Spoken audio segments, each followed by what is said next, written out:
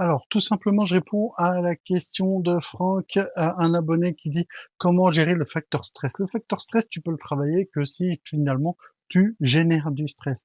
Alors pour le travailler à l'entraînement, c'est simple. Déjà, bon, il faut avoir les bases, mais après ce que tu vas faire, en tout cas moi ce que j'essaie de faire, c'est de mettre des scénarios en place.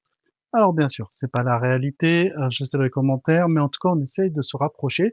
Tout comme quand tu vas faire ton brevet de secourisme, on met du faux sang, et cetera. On essaye de mettre dans l'urgence, on crée des pièges, des scénarios compliqués, et du coup, la personne doit se dépatouiller de tout ça. Bah, la self-défense, c'est la même chose. On va mettre une armure avec un casque intégral, un protège-cou, coquille, et cetera. Et on va créer un scénario. Donc bien sûr, moi, je connais le scénario, la personne qui doit se défendre ne la connaît pas. Et on travaille sous stress, on travaille avec cette armure. Je bouscule un peu de plus en plus fort, toujours au niveau de la personne, bien sûr, et on augmente et on augmente et on crée des situations de plus en plus stressantes pour finalement s'habituer au stress. Et comme en sport de combat, on s'habitue à porter et à prendre des coups. Là, c'est pareil, on a s'habitue à prendre et à porter des coups, surtout à porter des coups puissants. Vu que j'ai une armure qui me protège totalement, ça permet d'aller à 100% de sa puissance, et ça permet simplement, bah voilà, de se rapprocher du stress. Il y a aussi des scénarios de techniques de combat où en fait on va s'entraîner dans un parking ou tard le soir ou tôt le matin pour essayer de générer justement une très grande inconfort, quelque chose de différent.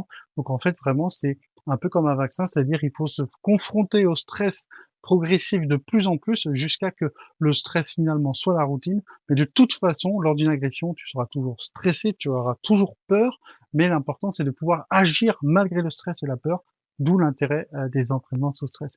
J'espère avoir répondu à ta question, et pensez à poser vos questions en commentaire, j'y répondrai comme ici en vidéo, et éventuellement à liker et vous abonner si vous aimez mon travail. À très vite les amis.